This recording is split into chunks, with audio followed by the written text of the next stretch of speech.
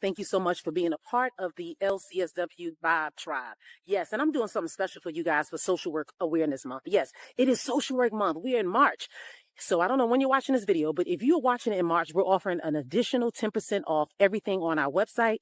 And check this out. We're doing free one-to-one strategy sessions for anybody that joins the course, in addition to the free coaching. It gets no better than that. I'm not trying to be funny, but it absolutely gets no better than that. We're going to give you everything you need to succeed. So tap in. Check the link in the bio.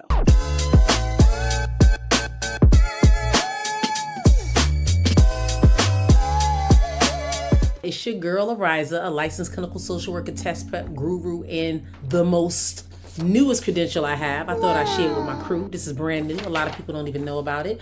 I am a board certified diplomat in clinical social work. Yes, that is the highest credential you can receive after you receive your LCSW when it comes to the board. It's a total different board. I'll tell you about that in another video. The bottom line is your girl got a new certification. I'm super excited. I worked really hard for this one, and I just wanted to kind of share with my LCSW tribe. Yes. So this is your one-stop shop for tools, strategies, confidence, all this stuff to help you level up. And I must say this video is very special to me because it's part 2 of a video that I did a few weeks ago, and it's already has over 1,000 views. You guys are making your girl hella happy. I'll just admit it. I'm blushing. I'm excited. I'm just appreciative of all the love that you guys have been giving me. I've been getting tons of comments, tons of feedback. Some of you are trying to find me on IG, TikTok, or whatever, and you're messaging your girl. And a lot of you have decided to take the next step and enroll in the course. So you'll be able to work with moi on a more personal level. And I'm super excited because I have a special going for the month of March. It's a social work month. You might be watching this video in April, May, June, July. I don't know. But in the month of March, if you're watching it, I'm doing free one-on-one strategy sessions for anybody that is in my course. So if you're taking the test and you're a retest taker, bring your scores. We're going to break it down. You're going to get this thing going. And if it's your first time testing, we're going to go ahead and analyze and figure out where you are and do some mini assessments so we can determine what you need to do, what are your strengths, what are your weaknesses, and how we're going to get you to pass this exam. That is the ultimate goal of this channel. And right now I'm going to jump into part 2 of the video. And yes, it is the video on social work theories. Yes, you guys seem to love that video. I did a video on social work theories, applying it to everyday life, and it just got a lot of love from you guys. So I'm just going to return the favor and do a part 2 because there's tons of them out there, and I'm picking the more popular ones are the ones that you're likely to see on the exam and you're likely to have an understanding of in your profession of social work. So give it up to yourself because this is social work month. Yes, we're in the month of March 2025 and it is social work month. I probably won't be redoing these videos because the content is going to stay the same. So if you're watching in 2027 or 2030, I don't know. But if it's in the month of March, then kudos to you because it is time to celebrate us social workers. We work hard and I want to make sure that we get our praise and our recognition. All right, so let me go ahead and jump in. Right now, I'm going to share my screen. This one right here, I'm going to share it though. So bear with me. Let's see. And this one is on applying social work theories to real life cases. This is part 2. So again, if you haven't watched part 1, go back, check it out. Check out part 1 and then come back and watch part 2. How about that? There's no specific order. Or if you watch part 2, this one now, go back and watch part 1. As you know, my videos last between 10 and 15 minutes. I very seldom go over that time frame. So if you can't sit still with your sister for 10, 15 minutes, I don't know how the hell you're going to sit through a 4-hour exam. Yes, 4 hours is a long time. But we're going to work it out. You're going to be able to get to it. You're going to be able to make it work. And it just is what it is. But let's jump in. Today's focus, we're going to talk about solution focus, brief therapy, yes. And we're going to talk about behavioral theory, and we're going to talk about attachment theory. So these are the 3. Remember, solution focus, behavioral theory, and attachment theory. And as we go through this, you're going to be able to understand it. I got some questions for you at the end and all that good stuff. So first and foremost, solution focus, brief therapy. The core concepts here is that it focuses on solutions and the client's strengths rather than the problems. So think about it. A lot of times when you're working with individuals, we focus on what the problem is, and as social workers, we go into problem solving mode and we trying to fix things and trying to help them get better or fix an issue, whatever it is. We're trying to solve a problem. But solution focused has a little different approach. It focuses on the actual solutions and the client's strengths. Like, what does the client have to help them get through the situation that they're in? So an example here would be a single mother struggling with work-life balance is guided to recognize past successes and create actionable steps. So think about it. you're working with a client, single mother, she's stressed out. Maybe it's one of us. Mothers, we get stressed out. I'm not a single mother, but I still get stressed out with just mothering can be challenging. So with that being said, maybe she's trying to figure out how to work, how to handle the kids, how to just deal with all the different dynamics she has thrown at her. You as a social worker would want to hone in on the things that she's done great in the past. I'm sure she's had successes at work. Maybe she's obtained a degree. Maybe she's helped overcome and raise another family member. Whatever it is, we want to build on the client's past successes and then help them come up with actionable steps so they can actually have the same success in their current situation. Hopefully that makes sense. Some key terms that if you hear, these are some key terms. If you hear these, then you know you're thinking about solution-focused therapy. And that is the miracle question. The scaling questions, exception finding, and brief therapy. This is a very popular form of brief therapy. So you're likely to see it again, and everyone has known that miracle question. I don't know verbatim, but it's something like if you were to wake up tomorrow and your day and your life was great or whatever, what would have changed or what would it be like? You guys know it. Yes, that is the miracle question, and that comes from solution focus. So keep that in mind. So exam tip, look for questions that emphasize future focus, quick solutions, and strength-based approaches. That is what we're looking at when it comes to solution focus. Let's jump on and move to behavioral theory. So the core concepts here is that behavior is learned and reinforced. Modifying reinforcements can change the behavior. So breaking it down in simple terms, basically how someone behaves, they're learned behaviors. They are taught how to do those things. And then it's reinforced based on whatever consequences or whatever happens after that behavior takes place. So if you're able to modify some of those things that are reinforcing those behaviors, then you can in actuality change the behaviors. Are you studying for the LCSW or LMSW exam? Don't waste time on the wrong prep. Try my test prep program for free with a full module that gives you the real strategies, the real practice, and real results. Plus, you get access to my exclusive test prep community where you'll find support, study material, and accountability. No risk, no stress, just results. Click the link in the bio so you can get ready to win with the winning team. So an example here would be a child refuses to do the homework. So the therapist helps the parents implement a reward system. Like, hey, if he does the homework, then this is what we're going to do. We're going to reward him with maybe an hour on the video game, or he can play with the dog, or he can go with his friends to, or go to Chuck E. Cheese, whatever it is. You have a reward system. If they do the homework, maybe 2 to 3 days out of the week, then they get this. Or maybe if they do it every day of the week, then they get this. So it's a reward system that you're putting in place to reinforce that positive behavior of getting the homework done. Some key terms here. Your girl did a video on these things. Yes, classical conditioning. I did a whole video on that. It is amazing, I must say so myself, so check it out. And then it's also operant conditioning. And then we have that reinforcement, that punishment, all that stuff. We talk about positive reinforcement, negative reinforcement, all these types of things. So make sure you check those videos out, because that'll really help you understand what behavioral theory is and how you can reinforce some of these behaviors when you're working with your clients, either by utilizing classical conditioning or operant conditioning. So check it out, it'll help you out. Now, an exam tip. If the question involves modifying behavior through reinforcement, it is likely, what'd you say? I can hear you. Yes, behavioral theory. So keep that in mind, guys. Let's move on to the third one.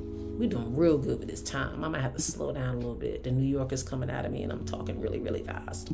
All right, the third one is attachment theory. So the core concept here is early relationships shape emotional bonds and relationship patterns in adulthood.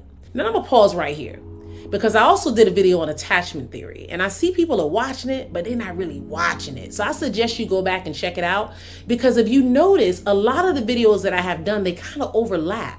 We might be talking about operant conditioning and classical conditioning, and you're trying to figure out how that applies. Now you're learning about behavioral theory. So then you're able to apply it and have a better understanding of what that theory is about when you have an understanding of operant and classical conditioning. The same thing with attachment theory. I did a whole video on that.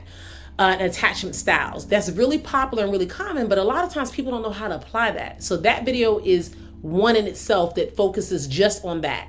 So if you go back and look, I'm doing videos on specific subjects, And then this one might talk about a variety of them. But if you want to break down the concept or to get better understanding, I suggest you go back and watch those earlier videos, because that would definitely help hone in, lock in the information, so you'll be ready and prepared for anything thrown your way when it's test day. So now, back to attachment theory. Here's an example. A young adult has difficulty trusting romantic partners due to insecure attachment that was formed in their childhood. So if you know about attachment theory, you know these are patterns of behaviors and attachment styles that are developed in early childhood. And there are different types. Insecure attachment is a type that can be very difficult to manage or to deal with when you're in a relationship, especially if they're working with someone that has a secure attachment style. So you got to be mindful of those different attachment styles, because it gives you an understanding of where that person is and how to help them improve or build upon certain issues that they have within themselves, so they can move towards a more positive attachment style, which would be secure. Some key terms here is secure attachment. Basically, it's just breaking down all the attachment theories: secure attachment, anxious attachment, avoidant attachment, and disorganized attachment. Believe it or not, guys, it is a quiz on it. I'll try to see if I can add the quiz in the link or in the bio of this video. If not, search attachment styles and you'll definitely be able to find it. I also have one in private practice. I actually have a link in one of the blogs that talks about attachment style and breaks it down. And then even in the process of breaking it down, it allows you to take the quiz from that link too. So I might just go ahead and attach it in the comment section so you can get a taste of it. And here's an exam tip. If the question discusses early childhood bonds influencing current relationships, then you know they're talking about attachment theory. So please keep that in mind, guys. If we go back a little bit to just solution focus, if it's talking about quick solutions, strength-based approach, you're thinking of solution focus. If it's talking about modifying behavior or some type of reinforcement of behavior, we're talking about behavioral theory. And if it's talking about early childhood bonds and how it influences current relationships, we're talking about attachment theory. So now let's see if we can go ahead and match these theories up. Hopefully you got a good understanding of it. And as you can see, the first slide in red has solution, focus, brief therapy, attachment theory, and behavioral theory. So what I want you to do is to kind of take a look at those three. I'm going to read the scenario out loud, or you can mute me and you can read the scenario and kind of answer it. So I suggest you pause the video, look, and answer what you think example 1 is, example 2 is, example 3, and then I'm going to go over the answers. Number 1. A therapist helps a client build confidence by focusing on past successes. Number 2, a therapist works with parents to modify their child's aggressive behavior using rewards and consequences. Number 3, a therapist explores childhood relationships to understand a client's difficulty in maintaining relationships. Boom. Number 1, build confidence, past successes. What are we going with? Yes, solution-focused therapy. You want to focus on the client's past successes to help build their confidence. And remember, it's short term, so you got to do this real quick. Number 2, if the parents modify their child's aggressive behavior using rewards and consequences, then what are we looking at? Yes, behavioral theory. And last but not least, if a therapist explores a childhood relationship, like the client is having difficulty maintaining certain types of relationships because of that attachment style, it doesn't say it in the sentence, but that's where we're going with, then it is attachment theory. Yes, guys, you guys are killing it. So keep that in mind. Those are the 3 answers. Hopefully that was hella helpful. And let's move on. So here go some practice questions that you might see in exam. Number 1, a client has difficulty trusting others and reports inconsistent emotional responses in relationships. What theory does that apply to? Is it behavioral theory? Is it solution-focused brief therapy? Is it attachment theory? Or is it systems theory? What are you thinking? A client has difficulty trusting others and inconsistent emotional responses in relationships. That relationship piece and that trusting others screams attachment theory all day long. So that is the answer for number 1. Number 2, a therapist asks a client, if a miracle happened overnight and your problem was solved, what would be different?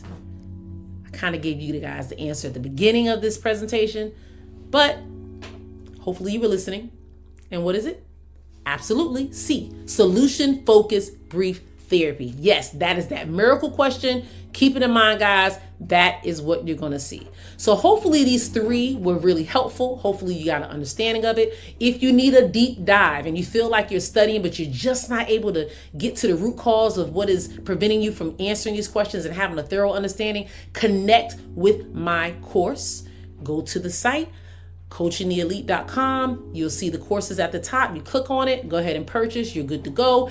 And if you feel like for the month of this is social work month, I already shared that. I don't know when you're going to watch the video, but I am doing a special where I'm doing one-on-one strategy sessions just for social work month. And I only have a limited amount of time to be able to do these slots. So right now, I know quite a few has been taken today for people who have purchased the course. I'll be running this special probably until late March. It just depends on myself and my coach's schedule to see how many we're able to fit in. So please make sure you do that and get the special for this month. And the free community, last but not least, community.coachingelite.com. That is the best way to connect with me, guys. You can email me. Yes, I'm on TikTok, I'm on Instagram, but YouTube is kind of like my home. This is where I'm giving you the deep dive and the real thorough definitions of everything when it comes to test prep. So make sure you connect with me on the other platforms, but YouTube, if you're only on here, then that's really all you need to be. But if you want to connect with me, please go to the free community. I'm dropping test questions, case studies, scenarios, asking your goals, all of that stuff. So like, subscribe, share, and I hope that you enjoyed this video, and I hope you found it to be hella helpful, and I see you in the next one.